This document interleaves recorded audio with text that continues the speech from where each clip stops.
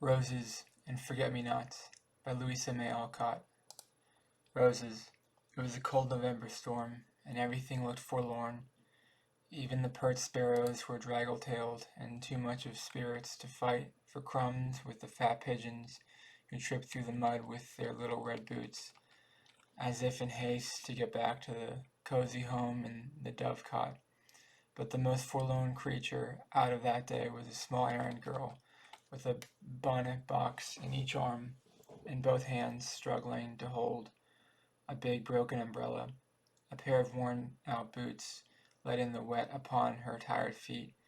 A thin cotton dress and an old shawl poorly protected her from the storm, and a faded hood covered her head.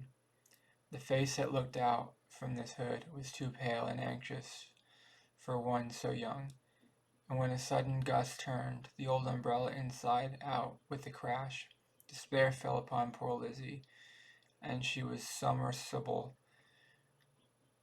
She was so miserable she could have sat down in the rain and cried.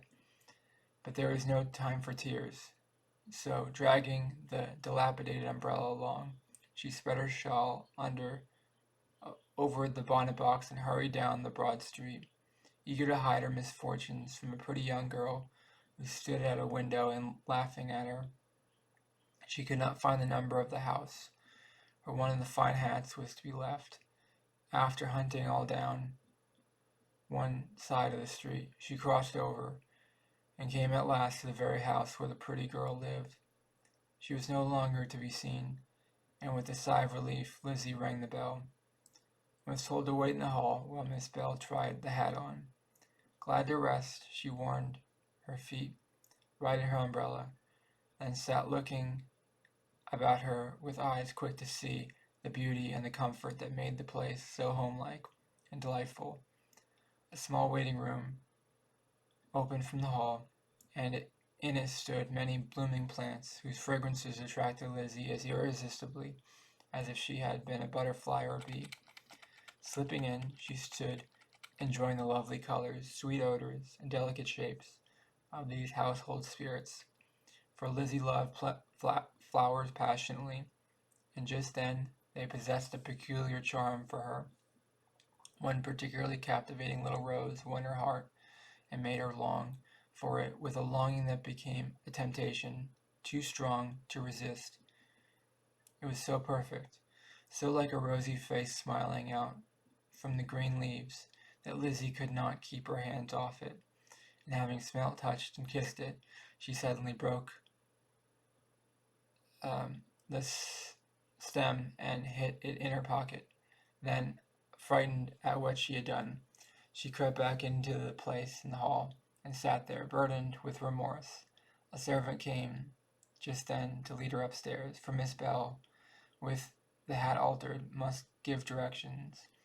With her heart in a flutter, and pinker roses in her cheeks than the one in her pocket, Lizzie followed to a handsome room, where a pretty girl stood before a long mirror with the hat in her hand. Tell Madame Tiffany that I don't like it at all, for she hadn't put in the blue plume Mamma ordered, and I won't have rosebuds, they are so common, said the young lady in a dissatisfied tone, as she twirled the hat about.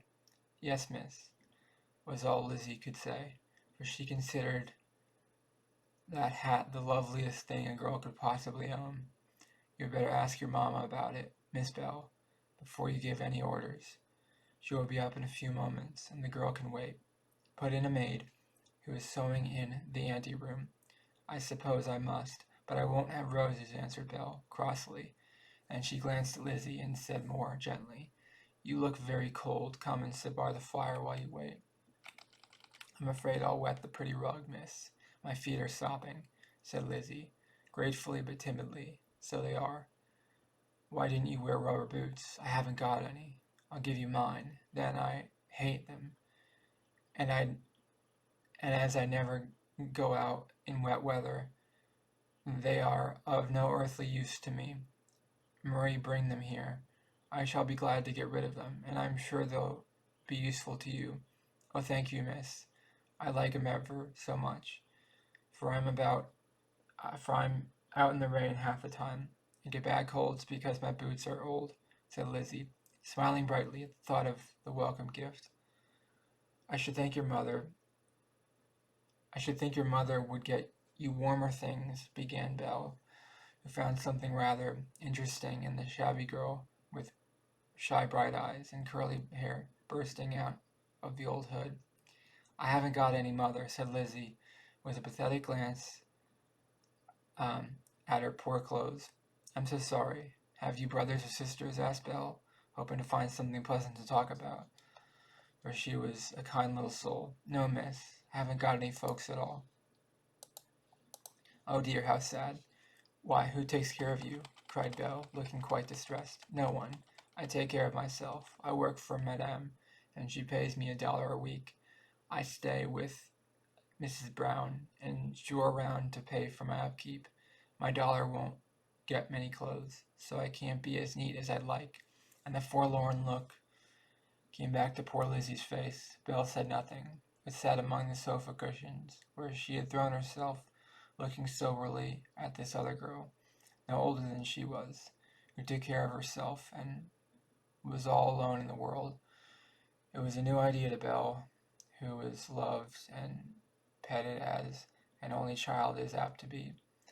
She often saw beggars and pitied them, but knew very little about their wants and lives. So it was like turning a new page in their happy life to be brought so near to poverty as this chance meeting with the milliner's girl. "Aren't you afraid and lonely and unhappy?" she said, slowly trying to understand and put herself in Lizzie's place. "Yes, but it's no use. I can't help it, and may be things will get better by and by, and I'll have my wish," answered Lizzie, more hopefully, because Belle's pity warmed her heart and made her troubles seem lighter. "What is your wish?" asked Belle, hoping Mamma wouldn't come just yet, for she was getting interested in the stranger. "To have a nice room, and make flowers like a French girl I know. It's such a pretty work, and she gets lots of money, for everyone likes her flowers. She shows me how sometimes I can do leaves first rate, but then..." There Lizzie stopped suddenly, and the color rushed up to her forehead, for she remembered the little rose in her pocket, and it weighed upon her conscience like a stone. Before Belle could ask, "What is the matter?" Marie came in with a tray of cake and fruit, saying, "Here's your lunch, Miss Belle. Put it down, please. I'm not ready for it yet."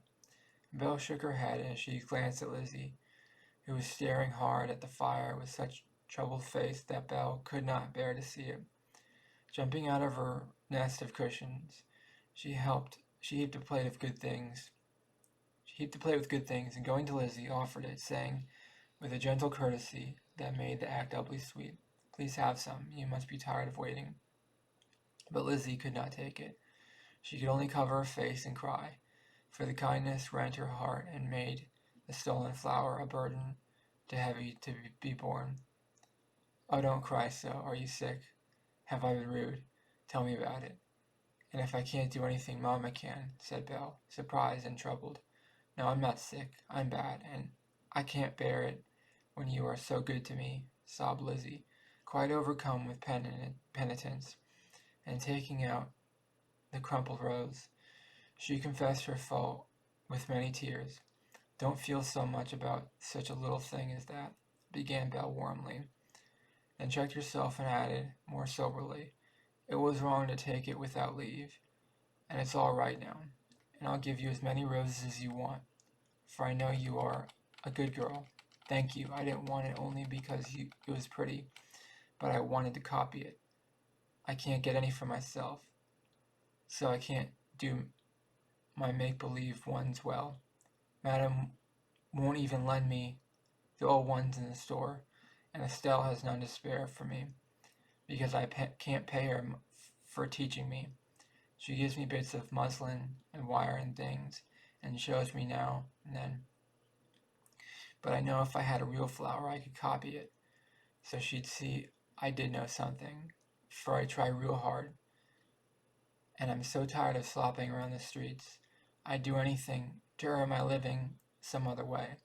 Lizzie had poured out her trouble rapidly, And the little story was quite affecting. When one saw the tears on her cheeks, the poor clothes, and the thin hands that held the stolen rose, Belle was much touched, and in her impetuous way set about mending matters fast as possible. Put on those boots, that pair of dry stockings right away, and tuck as much cake and fruit into your pocket as it will hold. I'm going to set you some flowers and see if Mamma is too busy to attend to me. With a nod and a smile, Belle flew about the room a minute, then vanished, leaving Lizzie to her comfortable task. Feeling as inferries still haunted the world as in the good old times. When Belle came back with a handful of roses, she found Lizzie absorbed in admiring contemplation of her new boots, as she ate sponge cake in a blissful sort of waking dream. Mamma can't come, but I don't care about the hat. It will do very well, and it isn't worth fussing about. There will be those be of any use to you, and she offered the nosegay with a much happier face than the one Lizzie first saw. Oh, miss, they're just lovely. I'll copy that pink rose as soon as I can, and when I've learned how to do 'em tip-top, I'd like to bring you some, if you don't mind, answered Lizzie, smiling all over her face as she buried her nose luxuriously in the fragrant mass.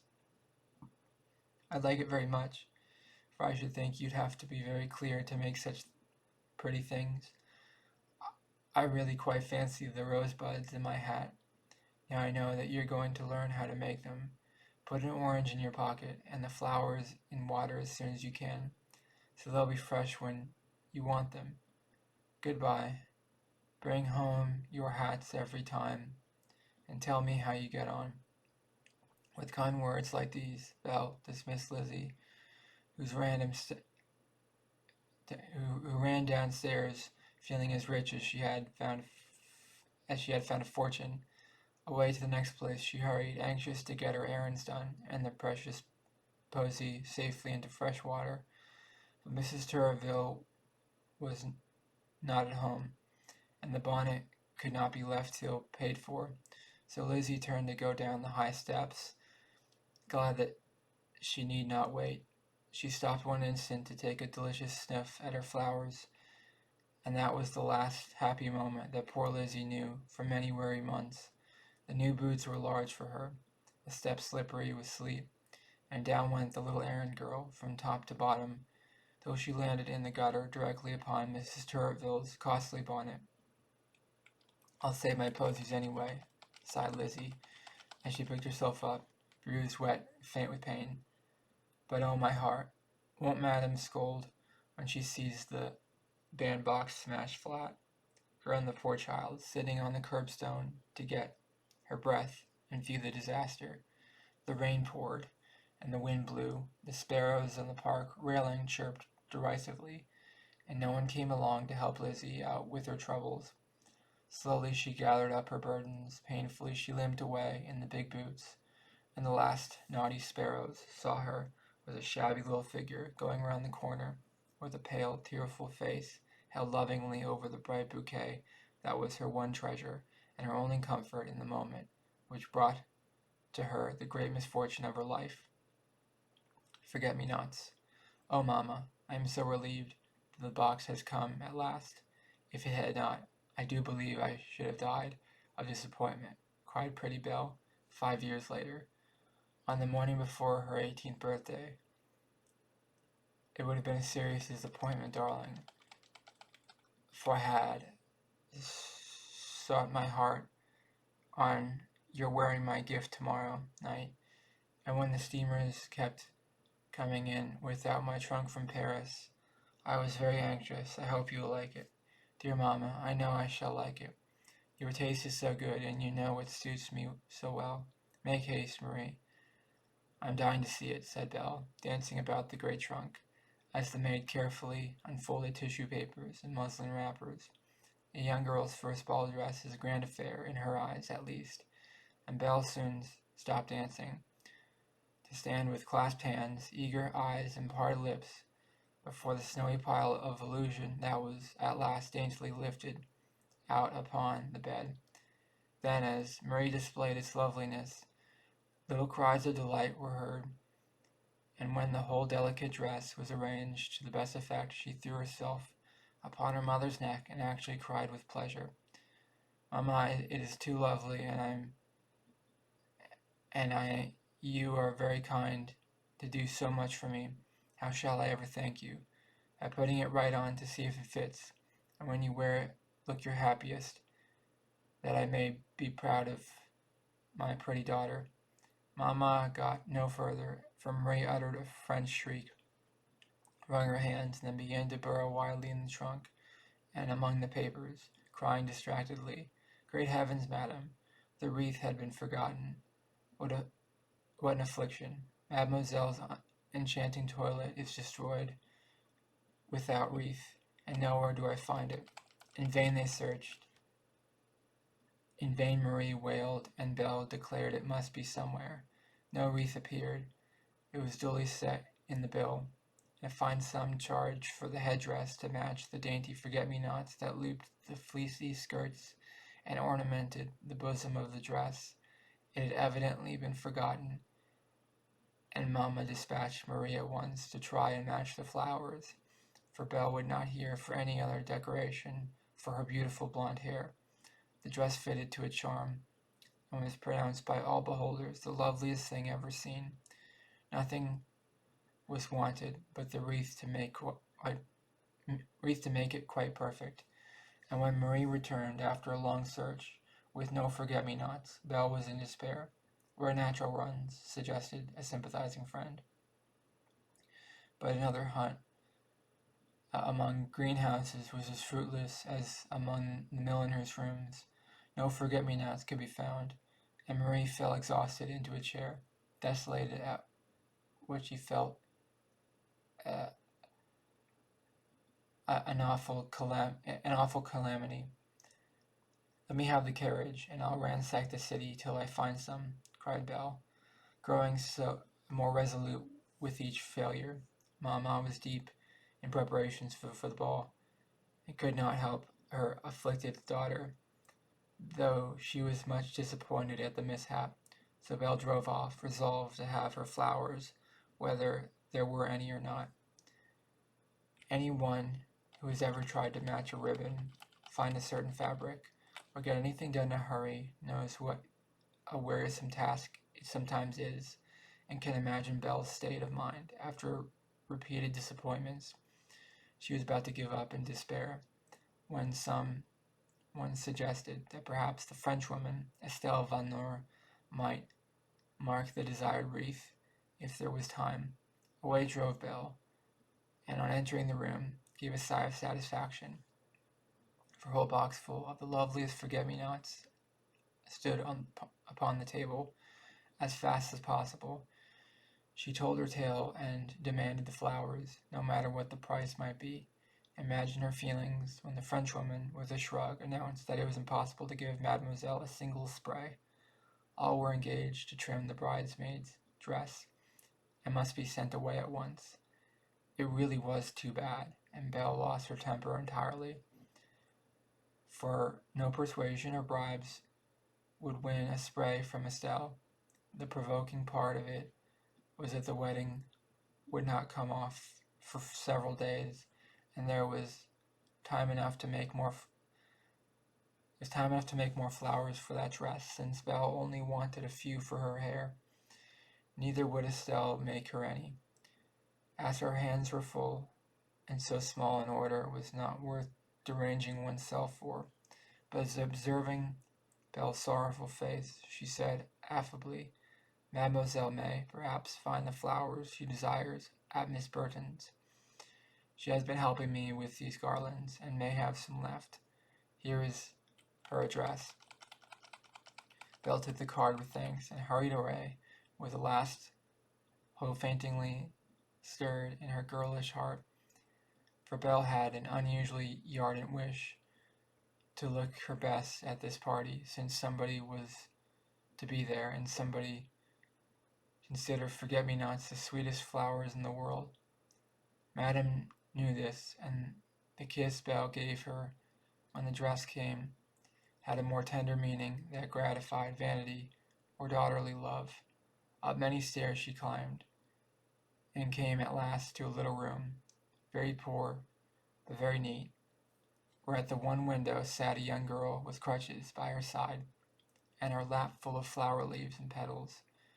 She rose slowly as Belle came in, and then stood looking at her with such a wistful expression in her shy, bright eyes that Belle's anxious face cleared involuntarily, and her voice lost its impatient tone. As she spoke, she glanced about the room, hoping to see some blossoms awaiting her, but none appeared, and she was about to despond again when the girl said gently, "I have none by me now, but I may be able to find you some. Thank you very much, but I have been everywhere in vain. Still, if you do not get any, please send them to me as soon as possible. Here is my card." Miss Burton glanced at it, then cast a quick look at the sweet, anxious face before her, and smiled so brightly that Belle smiled also, and asked wonderingly, "What is it? What do you see?" I see the dear young lady who was so kind to me long ago. You don't remember me, and never knew my name, but I never forgotten you all these years. I always hoped I could do something to show you how grateful I was. Now I can, for you shall have your flowers, if it is it up all night to make them. But Belle still shook her head and watched the smiling face before her with wondering eyes, till the girl added with a sudden color in her cheeks, "Ah, you've done so many kind things in your life. You don't remember the little errand girl from Madame Tiffany's, who stole a rose in your hall, how you gave her rubber boots and cake and flowers, and were so good to her, she couldn't forget it if she lived to be 100. But you are so changed," began Belle, who did faintly recollect that little incident in her happy life. "Yes, I had a fall and hurt myself, so that I shall always be lame." And Lizzie went on to tell how Madame had dismissed her in a rage, how she lay ill till Mrs. Brown sent her to the hospital, and how for a year she had suffered much alone in that great house of pain before one of the kind visitors had befriended her. While hearing the story of the 5 years that had been so full of pleasure, ease, and love for herself, Belle forgot her errand, and sitting beside Lizzie, listened with pitying eyes to all she told of her endeavors to support herself by the delicate handiwork she loved. "I'm very happy now," ended Lizzie, looking about the little bare room with a face full of sweetest content. "I get nearly work enough to pay my way, and Estelle sends me some when she has more than she can do. I've learned to do it nicely, and it is a pleasure to sit here and make flowers instead of trudging about in the wet with other people's hats, though I do sometimes wish I was able to trudge. One gets on so slowly with crutches." A little sigh followed the words, and Belle put her own plump hand on the delicate one that held the crutch, saying in her cordial young voice, "I'll come and take you to drive sometimes, for you are too pale and you'll get ill sitting here at work day after day. Please let me. I'd love to, for I feel so idle and wicked when I see busy people like you, and I reproach myself for neglecting my duty and having more than my share of happiness." Lizzie thanked her with a look, and then said in a tone of interest that was delighted to hear, "Tell about the wreath you want. I should so love to do it for you if I can." Belle had forgotten all about it, and in listening to this sad little story of a girl's life, now she felt half ashamed to talk of the so frivolous matter till she remembered that it would help Lizzie, and resolving to pay for it, as never garland was paid for, she entered upon the subject with renewed interest. "You shall have the flowers in time for your ball tomorrow night. I will engage to make a wreath that will please you, only it may take longer than I think. Don't be troubled if I don't send it till evening. It will surely come in time. I can work fast, and this will be the happiest job I ever did, said Lizzie, beginning to lay out mysterious little tools and bend delicate wires. You are altogether too grateful for the little I have done. It makes me ashamed to think I did not find you out before and do something better worth. Thanks. It wasn't the booze or the cake or the roses, dear Miss Bell. It was the kind look, the gentle words, the way it was done, that went to my heart and did me more good than a million of money. I never stole a pin after that day, for little Rose wouldn't let me forget how you forgave me so sweetly. I sometimes think it kept me from greater temptations, for I was a poor forlorn child, with no one to keep me good. Pretty Belle looked prettier than ever as she listened, and a bright tear stood in either eye like a drop of dew on a blue flower. It touched her very heart to learn that her little act of childish charity had been so sweet and helpful to this lonely girl, and now lived so freshly in her grateful memory. It showed her suddenly how precious little deeds of love and sympathy are, how strong to bless, how easy to perform, and how comfortable to recall. Her heart was very full and tender just then, and the lesson sunk deep into it, never to be forgotten. She sat a long time watching flowers bud and blossom under Lizzie's skillful fingers, and then hurried home to tell all her glad news to Mamma. If the next day had not been full of the most delightfully exciting events, Belle might have felt some anxiety about her wreath, for hour after hour went by and nothing arrived from Lizzie. Evening came, and all was ready. Belle was dressed and looked so lovely that Mamma declared she needed nothing more, but Marie insisted that the grand effect would be ruined without the garland among the sunshiny hair. Belle had time now to be anxious, and waited with growing impatience for the finishing touch to her charming toilet. I must be downstairs to receive, and can't wait another moment, so put on the blue pompon and let's go, she said at last, with a sigh of disappointment, for a desire to look beautiful that night in somebody's eyes had increased fourfold. With a tragic gesture, Marie was about to adjust the pompon when the quick tap of a crutch came down the hall, and Lizzie hurried in flushed and breathless, but smiled happily as she uncovered the box she carried with a look of proud satisfaction. A general awe of admiration arose as Belle, Mamma, and Marie surveyed the lovely wreath that lay before them, and when it was carefully arranged on the bright head that was to wear it, Belle blushed with pleasure. Mamma said, "It is more beautiful than any Paris could have sent me," and Marie clasped her hands, theatrically sighing with her head on one side. "Truly, yes, Mademoiselle is now adorable.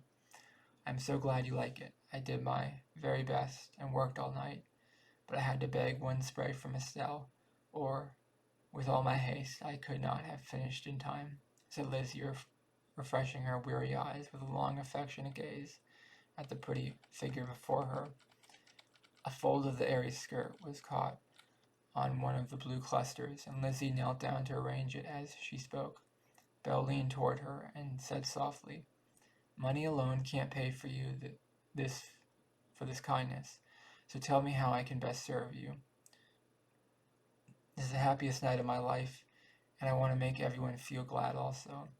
"Then don't talk of paying me, but promise that I may make the flowers you wear on your wedding day," whispered Lizzie, kissing the kind hand, and held out to help her rise, for on it she saw a brilliant ring, and in the blooming, blushing face bent over her she read the tender little story that somebody had told Belle that day. "So you shall, and I'll keep this wreath all my life, for your sake, dear," answered Belle, as her full heart bubbled over with pitying affection for the poor girl who would never make a bridal garland for herself. Belle kept her word even when she was in a happy home of her own, for out of the dead roses bloomed a friendship, and that brightened Lizzie's life. And long after the blue garland was faded, Belle remembered the helpful little reason that taught her to read the faces poverty touched with the pathetic elegance which says to those who look, "Forget me not."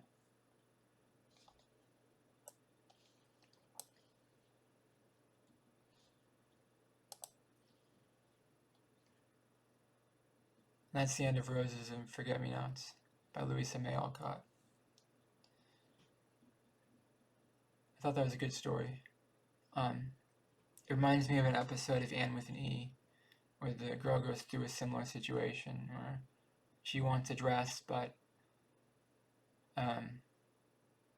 there's a tailor in the town that could help her just either design a dress or fix the dress or something. And sometimes the good people in a town can help you find the clothes you want and can help you dress the way you want.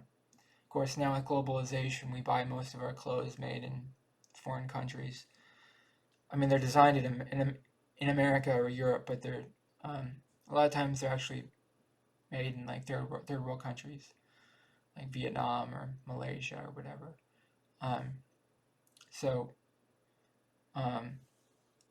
Get my hair right. It's so hard to get my hair right. I thought that was a good story. Sometimes you want to work really hard to look good. That's why I trim my mullet a little bit at a time, even though I know my hair doesn't look good. I could go to a professional salon, but I want to become so good at cutting mullets that I don't have to do that. Sometimes things are overwhelming and you don't really know what to do, but if you can try to make yourself look better, then sometimes you feel better about yourself. And that's all I have to say about that. Let me know in the comments below, what did you think of Roses and Forget-Me-Nots? I like the story. Let me know how you felt about it in the comments below. Please subscribe to this channel to be part of the community. And please like this video. It really helps the channel out a lot. Thank you for watching. Have a great day. Bye.